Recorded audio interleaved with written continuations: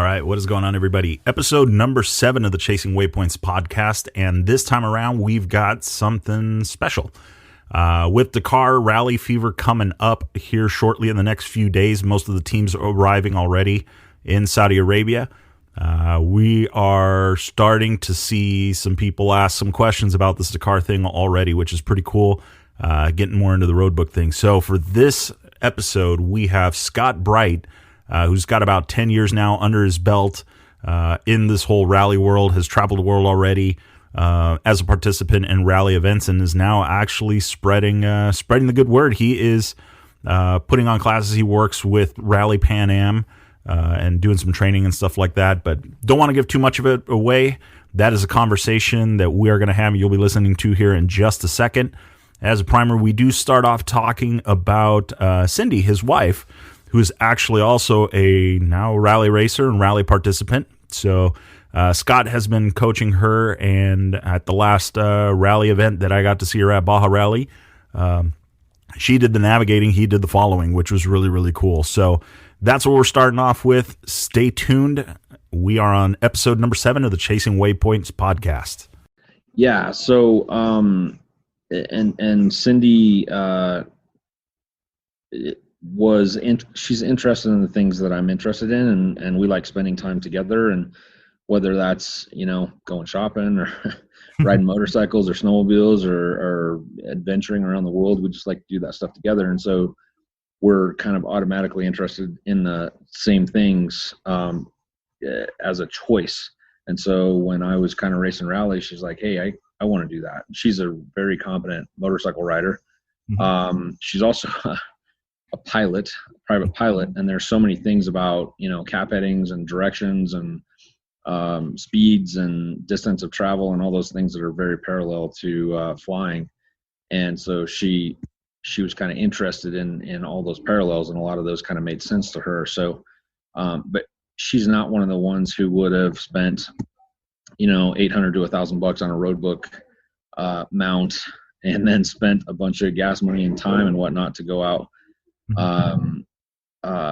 to learn how to do it. You kind of need that gentle hand to kind of help you get through it the first time. Most of the guys that I ride motorcycles with are notoriously cheap. They kind of whine about an $80 race entry fee versus a $60 race entry fee. Why is the $80 so high? So you kind of got to get out of that mindset when you're going to rally, because they also like to whine about how far it is to drive. Mm-hmm. They don't want to drive more than 6 or 7 hours away, because then they won't be home, the night of the race, blah, blah, blah. So you got to really transition people out of that mindset and more into the adventure mindset. Like, this is going to be a massive adventure, and you're going to get to see things you've never seen before. You're going to go places you've never gone before. You'll probably never go there again. Mm-hmm. And this is how you get there, and this is how you go through that adventure. This is your ticket to do something that you've never done before, and you'll probably never do again. And so that's the intrigue for me. You have to quit thinking about it as a motorcycle race and start thinking about it as an adventure. And I think that's key. Then the other piece is like it's a pretty big barrier to get into the sport. There is so much involved with getting a motorcycle ready to go go even just navigate a standard rally route. Mm-hmm. Even if I had a route that went straight out of your garage, mm-hmm. It's going to take a lot of equipment to experience that, to go do that for the first time. Yeah. I've got a group of friends here in Colorado, mm-hmm. Who I'm gently coaxing into the sport. And some of them are a little cautious. Others are just biting off more than they can chew. Mm-hmm. Like, I've got a group of 3 guys that really want to go. They want to go do the Hellas Rally in Greece. Oh. None of them have ever had a navigation piece of equipment on their handlebars before, nor have ridden even the first, tulip of a road book. But they've signed up and paid their money to go do this Hellas Rally, and so it's like, wow, guys, you have a lot to learn between now and next August. Let's get started on that. And they keep finding reasons to put it off and not do it and not train and not not just log miles on road books and stuff. And so Yeah. you really kind of got to break them through. And I've offered to every single one of them, hey, come over to my house. I have a bike that's already ready to go. It has all the nav equipment on it. I have a road book that's 30 kilometers that goes right out of my garage, and you can go ride it and see how you do. And you can understand the daunting task that you're in for. But we really just have to get you in and have you just experience that before you're going to know that you really need to go to a rally school. Yeah. If you show up in Greece and you haven't really done your homework on a road book, you won't make the first turn off the start line on the first day, and you're going to blow a 5-day quote unquote vacation because you'll just be lost. Yeah, just miserable.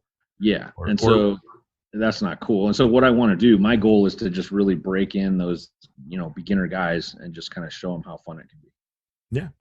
What you were mentioning about the rally school a little bit earlier, and what you're doing in training. So what how did that get started, and what's the deal there?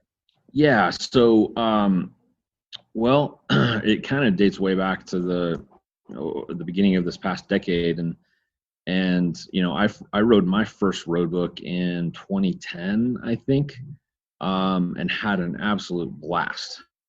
And just started like trying to figure out where I could go to ride more, where I could go to do more. Navigation, I really love the navigation part of it. As an older off-road racer, I felt like this sort of format kind of allowed me a way to be competitive again. Because the kids, 17, 18, 19-year-old kids are just too damn fast nowadays in the enduro circuit. So, this is a way where I can use my head to be competitive with guys who are faster than me, and so that was the appeal to me. And so early 2000s, I started riding a bunch of that stuff and rode as many of, Scott Whitney's routes as I possibly could. And anybody who I could find rode their routes, and then entered the Baja Rally and in I think it was 2014 and did really well. And so that was pretty exciting. And so that parlayed into, some more rally events, including the Sardinia Rally in Italy, parlayed then into the Dakar Rally really quickly. Things just fell together with that. And so I was able to go and do that. And so I've been involved with a team called the Rally Pan Am race team that has changed ownership over the years.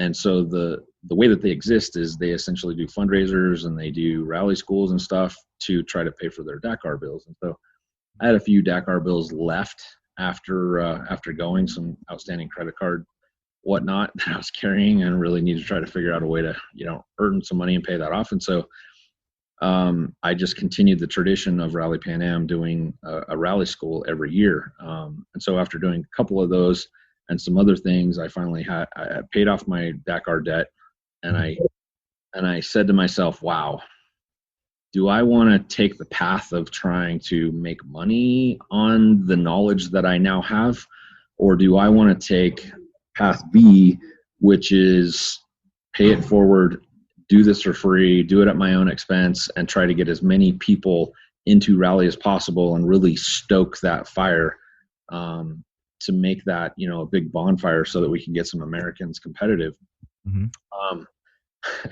And so at that time, Andrew Short was coming up to do some trail riding with us up in Colorado every year, a few different times. And so got to know him pretty well. And he had a transition in his life where he wanted to go race rally because of a presentation that I did on my Dakar rally experience.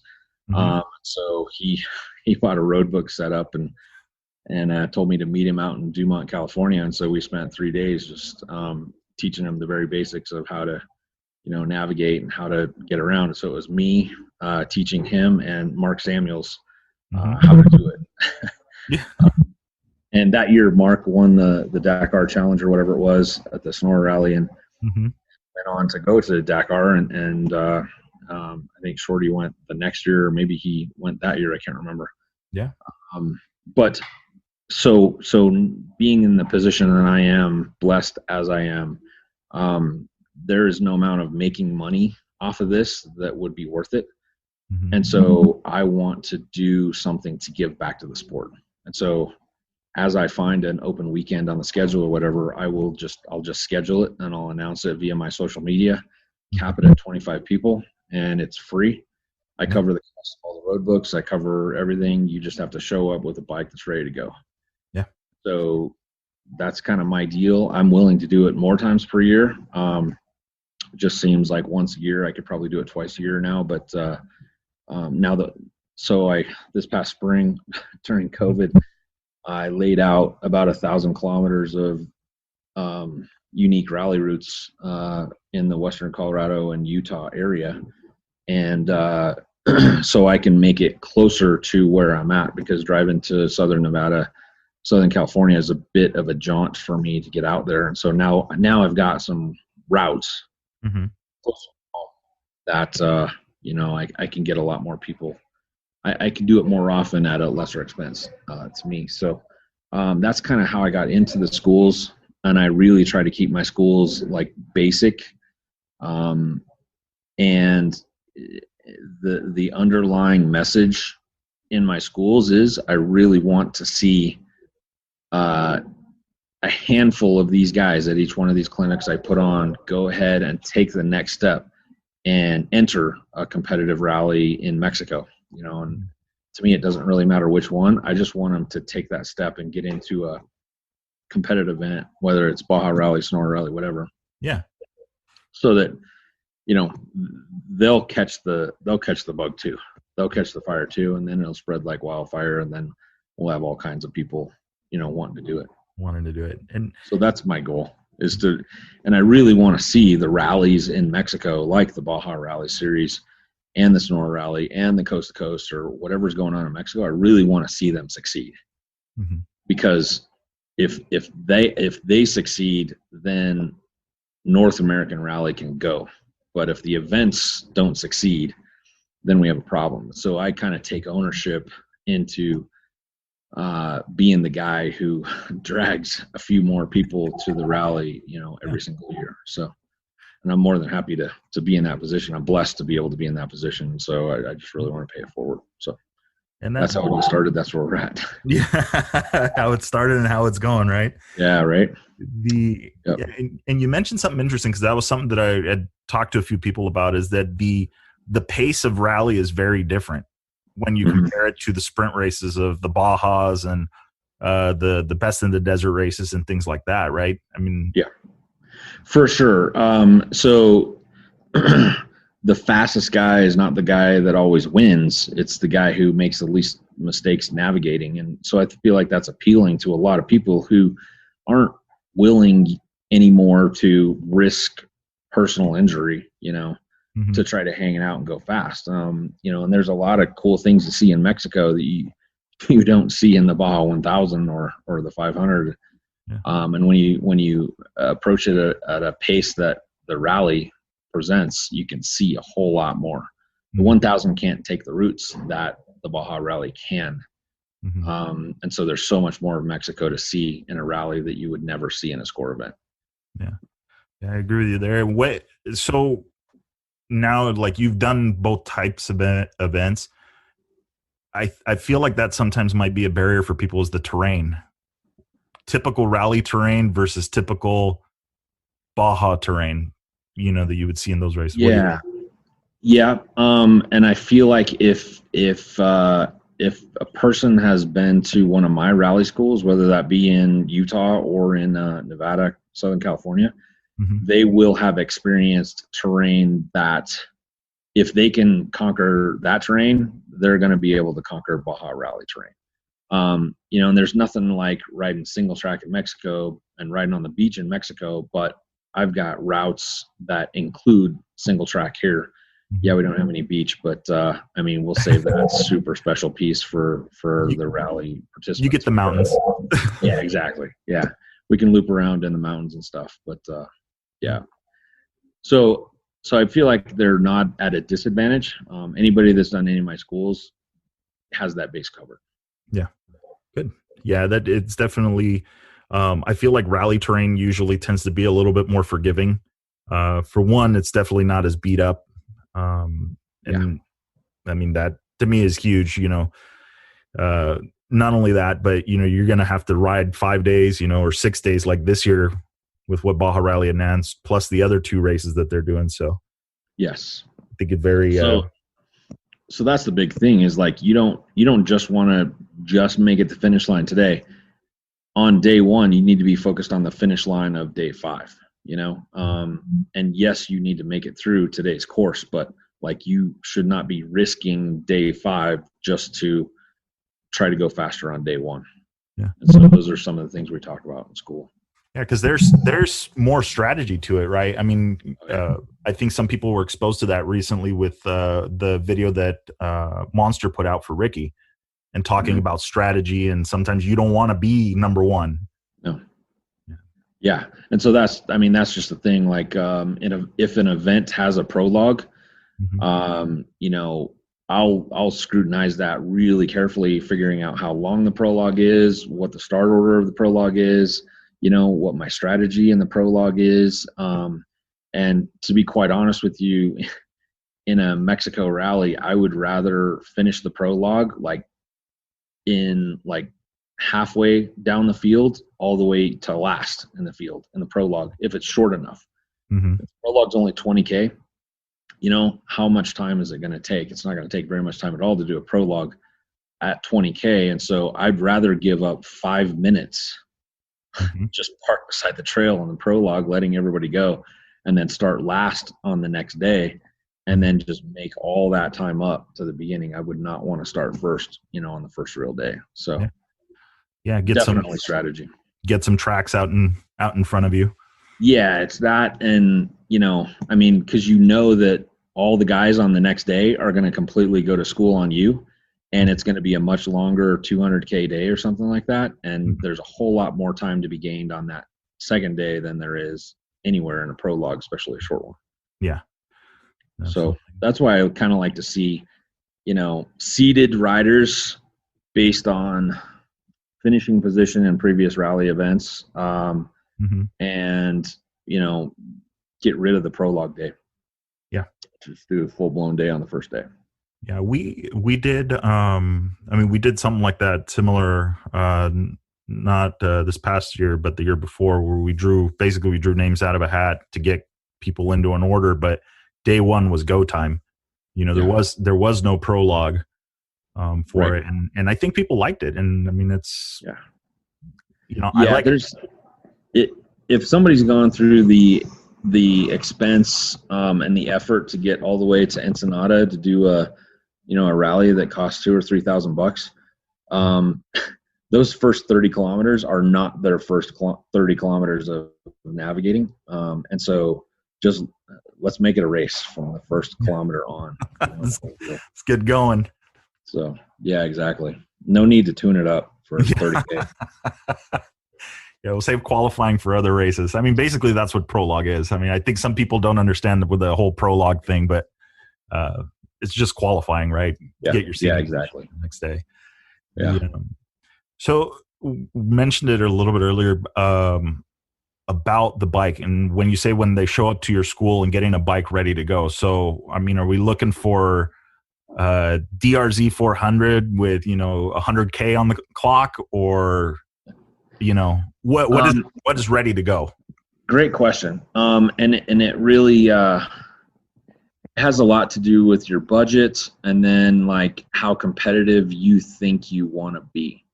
And so I could probably get on a TTR 225 with a roadbook setup and probably do just fine at the rally events. But, if my expectation is to be in the top 3 kind of every day, then I need to have a competitive motorcycle. And so while any old motorcycle will do, you want something that's going to last for 5 days. Yeah. So you're talking 200, 250 miles a day times 5 days. You don't want to bring something that's 10 years old, because you cannot replace all the parts that will break on that motorcycle. And I don't care how well you like it and how well sprung the suspension is and how well it works and all that stuff. Starting with an older motorcycle just puts you at a disadvantage of not finishing the event because something is going to break. Yeah. And that's the thing about rally is rally will find the weak points in your preparation, and starting on really old equipment you'll find the weak points really quickly. Yeah. Yeah, and so that doesn't mean you have to have a brand new motorcycle, but that means it should be within a few years old, and it should be you should have gone through pretty much everything on that bike, making sure that it's fresh. Yeah. The one thing you forget is going to be the one that bites you. Yeah, exactly. If you haven't replaced the chain or the master link on the chain, or you said the counter sprocket is good enough, or that one seal is only leaking a little bit or whatever, like it's Heard all these famous last words. it's going to take you down.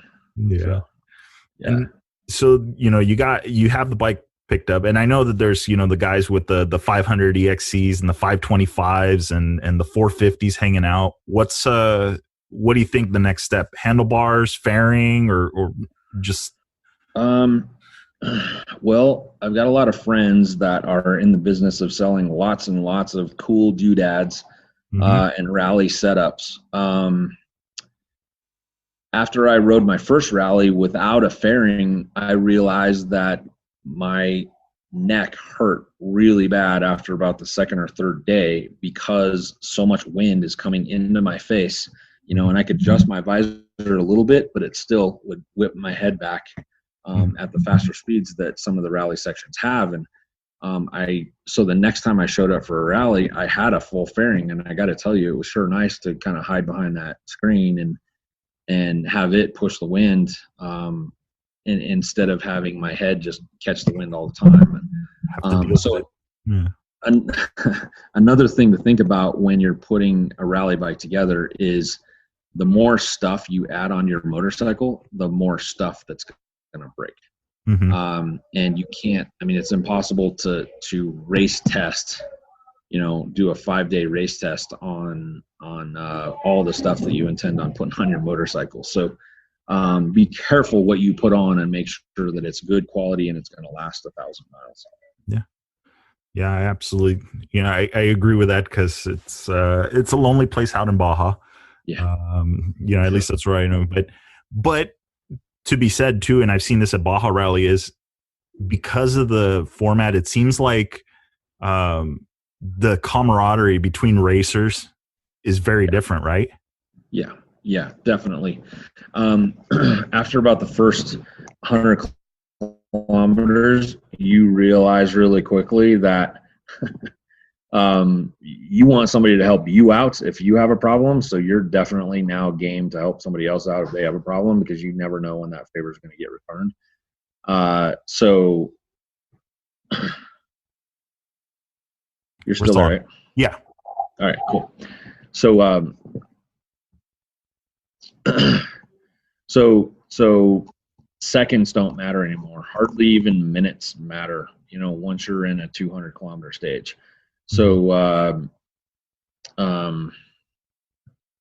it changes your mindset. You're more about, holy cow, I gotta really work my butt off to make sure that I get the finish line every single day. Definitely. Yeah, I agree. And I've seen that, with people, somebody takes a spill or whatever and they launch their road equipment, and they'll team up and they'll ride in together, or, they'll help each other out. Hey, I got zip ties, the next guy's got duct tape, and the other one's got chewing gum, and they make it happen. Yeah. And I've definitely been in the situations where, I've helped guys out as well as I've been helped out, to get to the finish line. And you're going to find yourself on both sides of that equation. So at some point, it's always best to help a guy, for sure. Yeah. So we're going down the path of the equipment and stuff like that. And this is actually something that I was considering. And road book holders. There's a few companies out there, yes. And there's, the Auroras of the, of the industry, and then F2R and MigTech and all of these guys. do you have a preference? And if somebody's getting into this, like, is a manual, manual advanced non-motorized good enough, or what's your thoughts on that? Yeah. So as far as equipment goes, it is better to get the right equipment out of the gate first, and then not have to reinvest in an additional set of equipment when you decide to go to a competitive rally. Just buy the right stuff. I mean, the rally community is tight knit. It's close. We all kind of know each other, and if for whatever reason you decide to get out of it, it's pretty easy to make a post on social media and get out of your equipment. Yeah. So yeah, not a big deal there. I say do it right first. Get the right roadbook holder, get the right mount for it. There's a lot of different ways to go there. And my advice also is to keep it simple, not try to overcomplicate things. Again, that's just, more stuff to break. Yeah. So more stuff to fix on the trail side if it goes south. Exactly. Yep. Simple and clean is the best way. Yeah, totally agree with that. So, and then you saw, with the Dakar coming and all of that, what I saw it resurface, and it had been gone for a while, but electronic road books. Yeah. What? So you're talking about like it automatically advances? I'm not sure if they're going all the way with automatically advances, but now it seems like the paper road books, they're working their way out. Yep. So that is a there's truth to that. You'll find that in the Dakar Rally first. It will catch on much slower at other events because, at some sort of a lesser event, you don't want to, maybe you're not ready to buy an iPad and bolt it up, to your handlebars and race with it. It seems easier, whatever, or simpler to just have a paper road book. Yeah. So, I don't know. I'm old school and I like paper, but it seems like as I'm talking to Shorty and Ricky and those guys, they're training with iPads quite often whenever they can get digital routes. Yeah. Not everybody's doing digital routes right now, but everybody's definitely doing paper. So that's why I tend to train guys on paper routes first. Yeah. Well, and I agree, because at what point, like, I saw a prototype at the Sonora Rally a couple of years ago of what I think the Dakar is going to be running next year. Yeah. And the big thing was, can you read it in direct sunlight? Obviously it's pretty much got to be purpose built for that. But I think that the entry cost is going to be even higher. And if the organization has to supply it, that's even more, it's just, how do you even account for that? Right. Yeah, I agree. And so I think that, they're going to get specific about what sort of equipment, if they're going to expect the rider to supply it. And you're going to have to show up with that kind of equipment. Yeah. But I do think that's the direction that it's headed. I'm just not ready to go there yet because I'm not ready to convert yet. I hear you. I haven't. I need road book experience, more road book experience. But I feel like there's something to do with like going over every note, highlighting it, doing it your way rather than getting it handed to you, which seems like what they're going to be doing. Right, and so there are definitely advantages and strategy inside of a paper road book. And so guys who know the game really well can definitely pull advantages on that. But, we're not dealing with those sorts of advantages in any Mexican rally that I know of. Typically with a paper road book, the advantages are gained when you have a map guy who can take the road book and map out the entire stage in an hour, and then you hop onto a computer and you fly it essentially. And so that's the whole reason why they're getting away, or the super high competitive rallies are getting away from are trying to get away from paper and go into digital is because then they don't have to give the routes to the riders ahead of time. Mm-hmm. They give it to them 10 minutes before they start, and then there's no advantages. Yeah. Which, which is absolutely I think is the best way to do it, because I think that's where a lot of people, I mean, me personally, that's why I see rally is like, it's the great equalizer. You could have Right. A-level everything. I mean, just absolutely the baddest bike in town and blow the second waypoint, and now you're 20 minutes behind. Exactly right. Yeah. So it's interesting, and that's a good point. And I don't think that we'll see that at the Mexican rallies, Baja or Sonora. And I know that only until the FIM World Rallies start making regular visits to Baja. Mm-hmm. Only then will we start seeing, people trying to gain competitive edges by figuring out the route ahead of time. Yeah. While we're still in a paper world and FIM is not in Mexico, I think we're safe on paper routes. Yeah, I agree too. And I know, I mean, being the other side of the table, being in the organization, how there's things that we do to prevent that, because I Right. think the road books, it all depends on how the road book is designed and how much information you give up front. Yeah, that's true. I mean, so I understand the fear from the promoter side of possibly having competitors figure that stuff out, but everybody's going to Mexico right now to have fun. Yeah. And that's what I love about it. And I just don't feel like anybody's putting in that extra work. Yeah.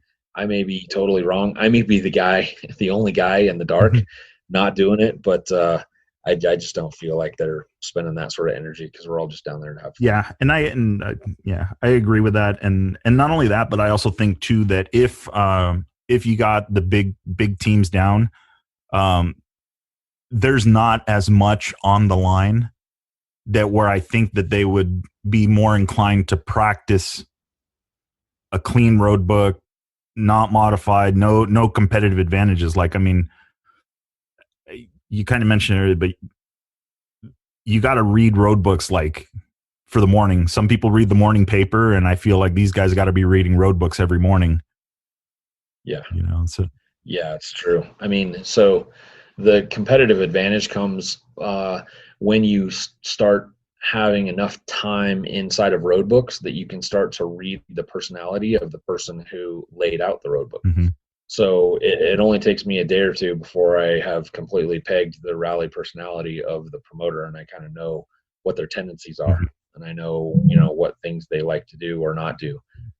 So I definitely can tell the personality of the person who laid it out just based on how it's laid out. So it's kind of fun to see that. It's a new experience for sure. What can you get a little detail on that? Like, what do you mean? Like how things are marked, or?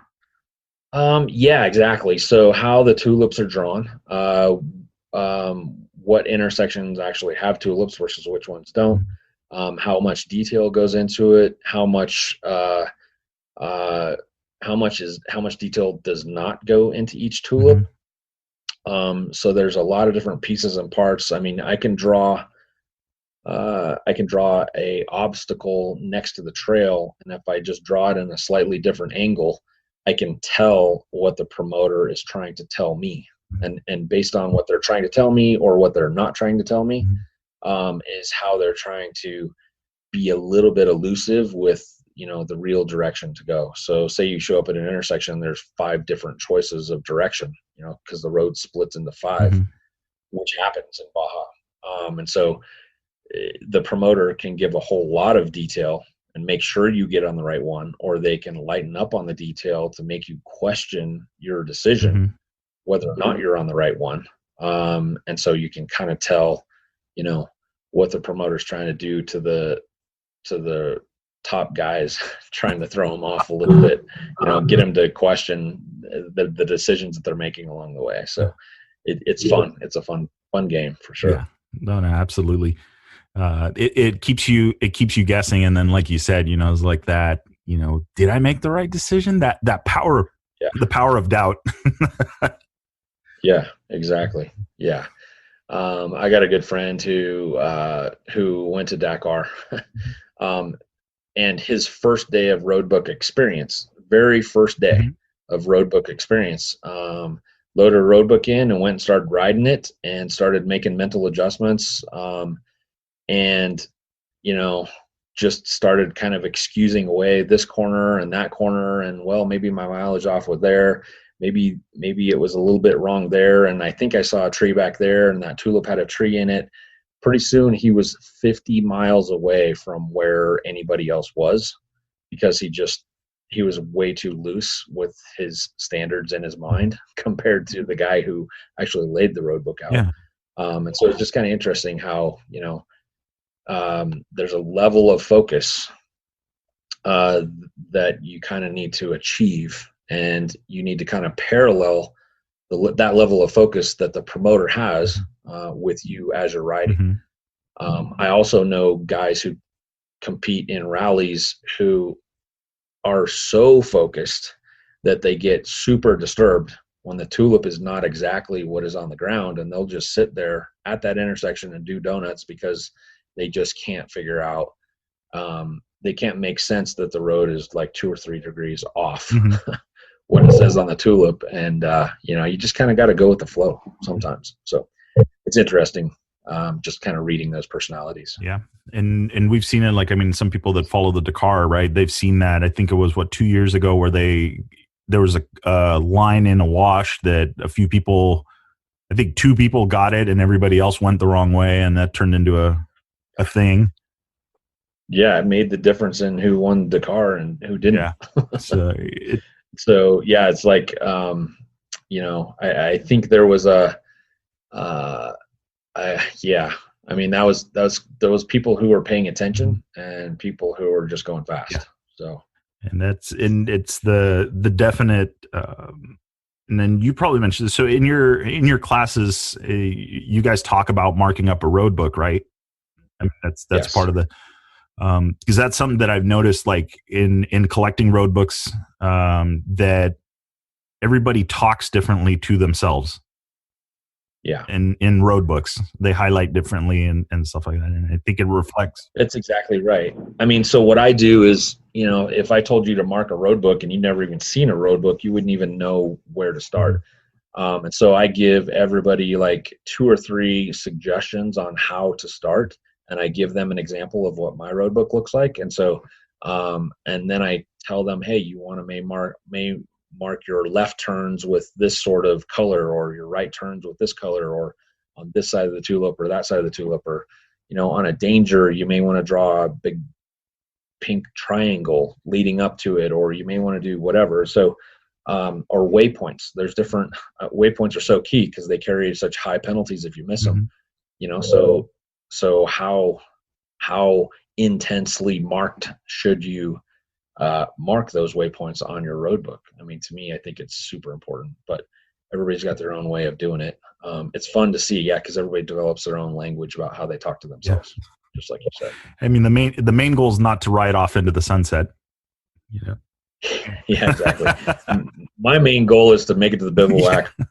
Everybody's got to get home. Yeah, I've seen that in watching tracking sometimes at the Baja Rally. You know. All right, I'll let him go for another minute, and then I got to send him a message. Turn around. Exactly. Yeah, dude. Yeah, the beach is not where you want to head to right now. I understand it's beautiful down there, but yeah, right. You missed that left. Exactly. Turn left. Yeah. You got 50K to go. Yeah, and that's the challenge, right? That's what you're talking about earlier. I mean, you're going to see things, you're going to get to experience places, and I'll never forget, Steve Hengeveld saying that. He's like, I've been riding down here forever, and I've never been down this road. Yeah, you know? Exactly. And seeing those communities and that house and those kids playing in the yard. And, you know, I had a tire failure in southern Baja, at the, what was it? Cortez rally, or maybe it was the Nora rally. And so I pulled into a village, and you wouldn't believe the people that came out with tools and parts and all that stuff trying to get me back on the road. It was pretty amazing. Yeah. It was really cool. That's that is definitely Baja, and it's cool because you don't expect it, and then all of a sudden it's wait, what? Yeah. Yeah, totally. It's such friendly people. I love Mexico for that reason. Yeah, it's very For very sure. different. So that's something else that's different. So spectating a rally is kind of different, right? I mean, I know how Dakar does it, and they kind of herd everybody into an area, but do you think that's detrimental to these rallies? Not having Um, spectators present. You know, sorry, just coughing there real quick. Detrimental. So detrimental to the survival of the sport because there aren't spectators, yeah, or a yeah, physical. safety or Yeah, I mean safety, and because it's kind of weird because it seems like you want spectators, but then you don't, because that also is part of the reason you can gain access to some of these places, because you can tell them, hey, it's just us. right. So I fully understand and sympathize with the promoter in the route choice and the secrecy of the route. Mm-hmm. Um, and so for a couple of reasons, the more secret the route is, the more that guy out in front has to navigate and do a really good job navigating. If there's spectators lined, every intersection all the way through, how did the spectators know that that's where the course was? Mm-hmm. Somehow somebody told them that the riders will come through here and then they'll turn right on that road and then they're going to turn left on that sand wash or whatever. Mm-hmm. And so like once the promoter has let that information out, then it can always get back to the racers, and then they have some sort of an unfair advantage because they know where it Mm-hmm. goes. That was one thing I found with Dakar that was just super intriguing, is not that I was at all towards the front, but for 6,000 miles, there were spectators lined on both sides of the course pretty much the entire way. And so it was really difficult to make a wrong decision, a wrong course decision at Dakar, because as soon as you turn out of the people, you're going the wrong way. Like stay in between the lane, stay in the lane that the people are on, and that's probably your course. Yeah. So Mexico, Baja is definitely not that way, and it's there's nobody out there watching you. You got to be really careful with the decisions. Yeah. Well, you're also, I mean, it's not that big, the ocean's to the left and the ocean's to the right. So, well, yeah, worst case scenario, you end up at one of the two oceans. Right, exactly. And even then, that's not a bad day. No, that's totally good if that's what happened. And then that's what's so important about the tracking system that all these events have, is like it's such a cool safety factor, because you're always going to be in communication and be able to get yanked out of a situation like that. So that's what I love about it, is, I'm more than happy to pay the entry fee for the rally because I got somebody watching me over my shoulder the whole time. Yeah. I love that. Yeah, that is definitely, in my time with Baja Rally, it's definitely one of those things, like I feel much better about it just simply on that, okay, I can see where they're at. And then, and then with satellite comms and all of this stuff now, it's like, it's crazy. Like, and it brings me to, I feel like sometimes that's kind of like might be a barrier. I've talked with Scotty from Baja Rally about this. Like, I feel that a lot of people think they're going to get lost and just completely sideways. And that's an entry barrier for them. Like, I don't even want to mess with road books. They're confusing. Right. And so I would encourage those guys to come ride, some of my routes, whether it be out of, Utah area or Nevada, California. Mm-hmm. Come ride and understand that you can get through this and you can find yourself. It is such a satisfying feeling, completing a 100-kilometer loop and ending up back at your truck, and all you did was follow instructions on a piece of paper. It's pretty crazy when you think about it, but it's so satisfying when you get done with it. And so once you gain that little bit of confidence that you need up here in the States practicing, you can translate that down to Mexico and be successful doing it without a doubt. Yeah, I think with us using the rally comp, like I do stage testing over here, and that beep, when you get the beep when you hit a waypoint, I know that's satisfying. It's emotional. Yeah. It triggers emotions. It's kind of an amazing device. It's pretty Yeah. cool. So it's been, but we've been talking about that for a while, and I feel like and I don't think people realize this. I have a video coming, but if they ever printed out a Google Maps or a Yahoo Maps piece of paper for directions, they Right. pretty much had It's the same they had a thing. road book. It's literally a road book, distances and Exactly. arrows. Yeah, exactly.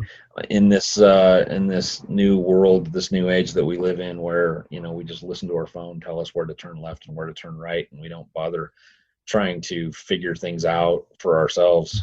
We just let our device think for us. I think that's where society's taken a wrong turn. Correct. We need to keep our brain sharp. Yeah. So Everybody's looking down at the phone or pen, waiting on the phone to tell them, and then it sends them down some road. right. I don't think anybody has ever used Siri 100% successfully and said, "Oh yeah, it works every time." Right. Right. Yep. Someplace you don't want to be. So yeah. Cool. Yeah. So I know with the whole COVID thing and all that going on. So your schools, how can we get people to you? Where can they find you? So right. So I'm not trying to commercialize this at all. It seems like I've got, a pretty good group of friends on social media, whether that be Facebook or Instagram.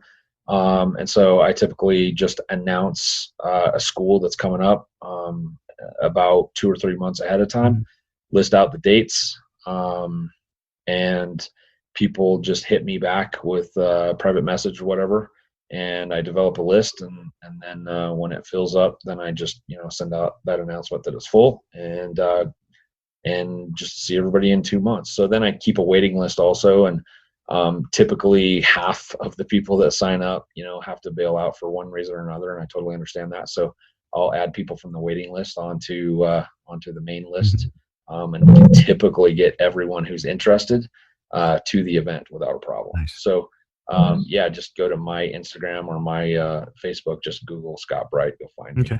Or search it. Yeah, and I'll put some links in the description for the of this episode, so we can get some people headed your way. And I think that's cool. I like what you said. You made the routes around Colorado, around your area and where you're at, so you can do more. And I think that's part of the adventure. All right, cool. Well, if you're not going to race an event, I'm going to go do the class, but I'm going to go get to see some parts of Colorado. Yeah.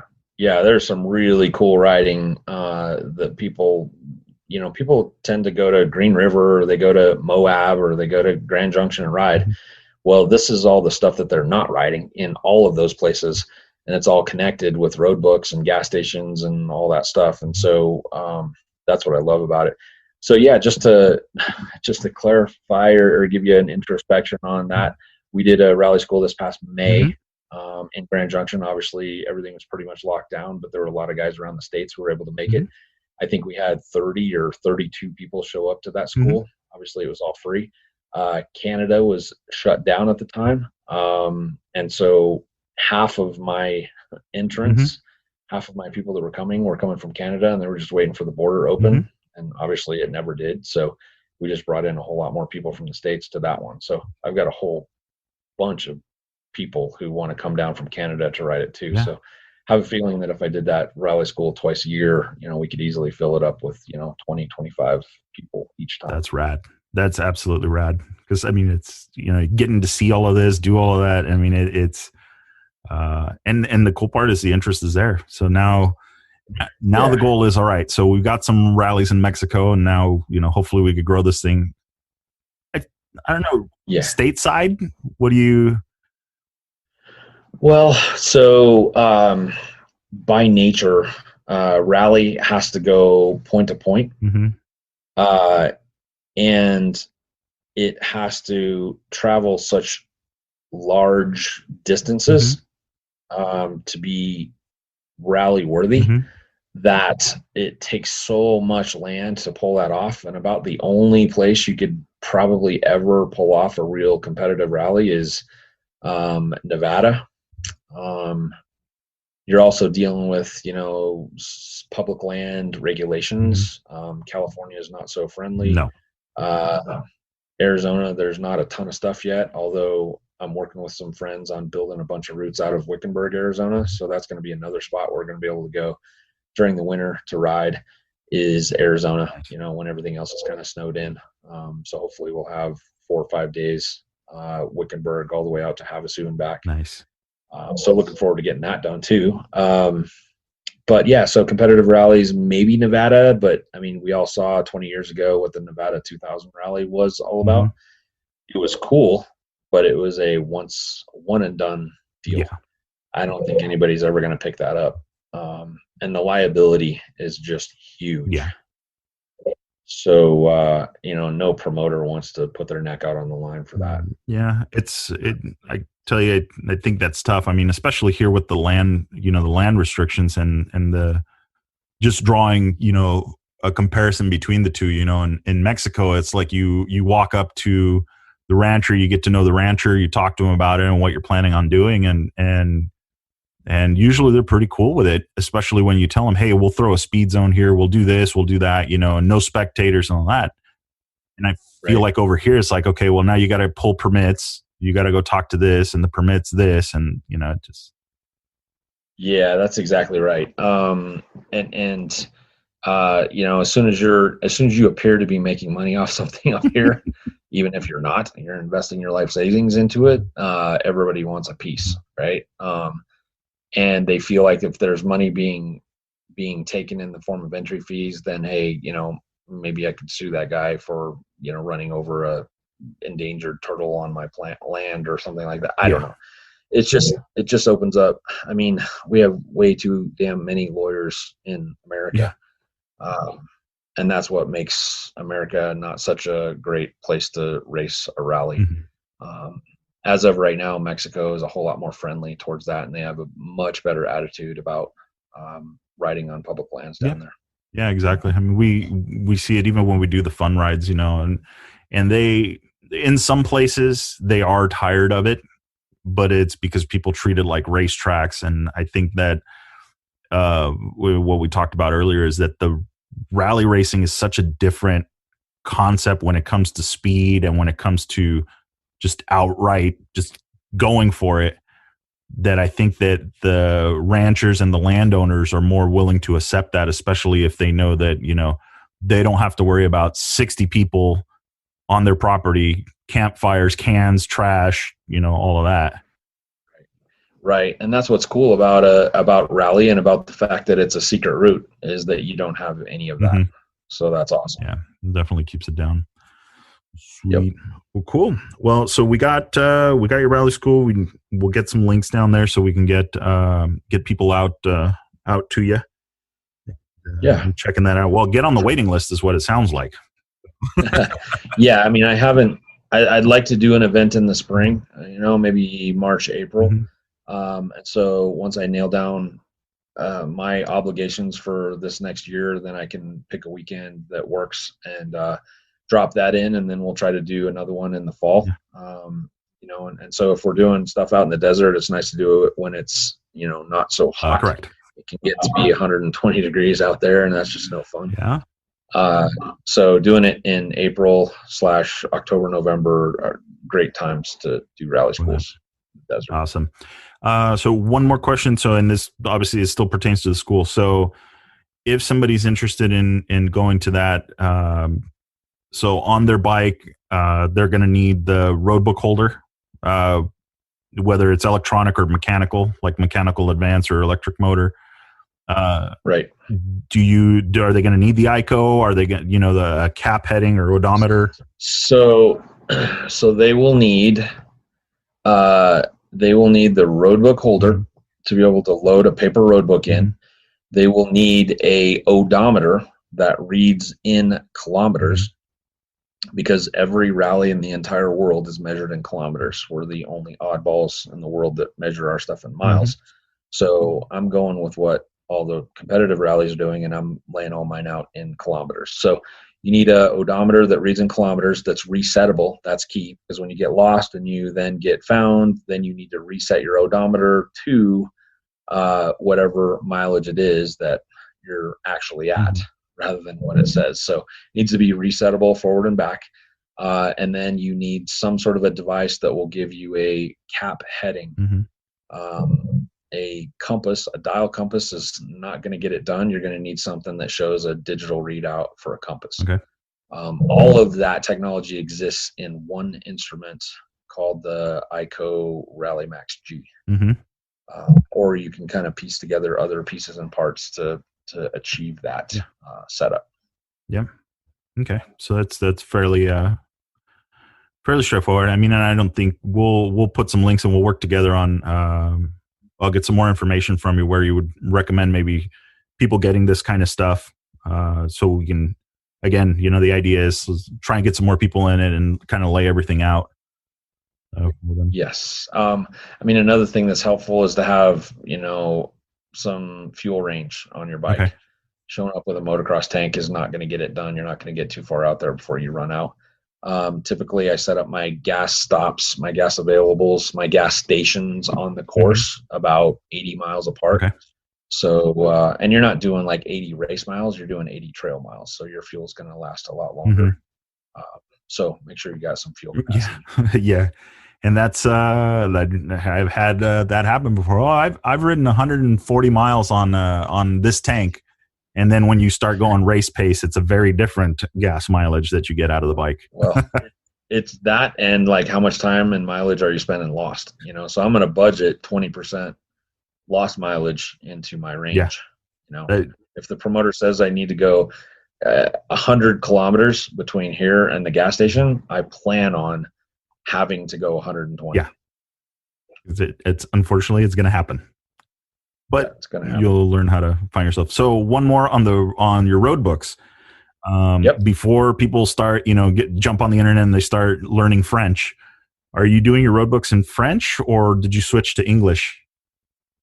Or a combination? Man, it's been a couple months since I've looked at them. So we do use French notations. Okay. Sometimes I'll put some English on there, but mostly French in the basic sort of stuff. Like I'm not going to get real descriptive in French, but I'll use the basic French stuff that you're going to see most of the time. Yeah. And we'll go over that the morning of or the night before. We'll talk about what OUED is and what AG is and what AD is. And once you write those things down, and once you go through the road book and you start marking up your road book, and you just right next to the AG you put left, and the next to the AD you go right, or whatever those are, you'll start to familiarize yourself with what that is. You'll start thinking in French. Yeah. It's crazy. Well, you just recognize the letters and you just connect the dots. But yeah, I don't want anybody freaking out thinking, oh, great, now I got to go learn French.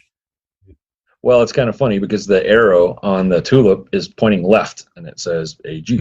And then the arrow on the tulip is pointing right and it says AD. Yeah.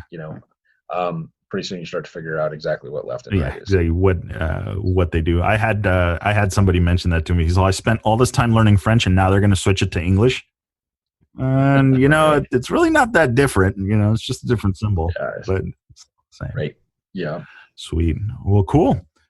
Well, let's wrap it up. I mean, is there any other suggestions for the newcomer to this thing and what they might get into, what they need, what to do?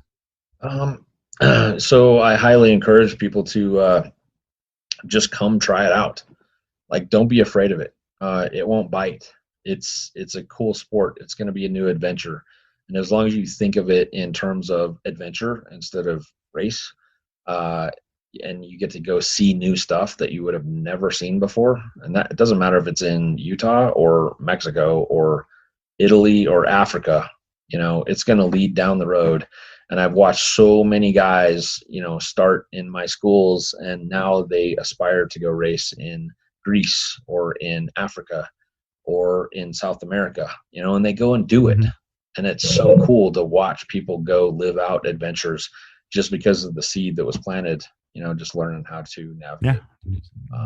Yeah. I love it. It's awesome. It's well, you mentioned earlier before we got started, right? It's your ticket around the world. That's exactly right. You're going to think of all kinds of new reasons why you want to go to Mongolia or some of these odd places. So it's so much fun. So worst case scenario, you get lost and you get to see some even more epic stuff wherever you're at. Exactly. Right. You get to be the one guy that saw that one thing instead of the 50 guys. Yeah, definitely good for the stories. Cool. Well, I appreciate you taking the time joining us on this. You bet. And like anytime. Yeah. Just come find me on Facebook or Instagram. Yep, Scott Bright at Scott Bright. Yep. Got it. Yep. All those. Sweet. Well, yeah. Awesome. So I'll wrap this up. Thank you very much for your time, and we'll talk to you soon, I'm sure. You bet. Thanks, man. Have a good evening. Yep. We'll see you.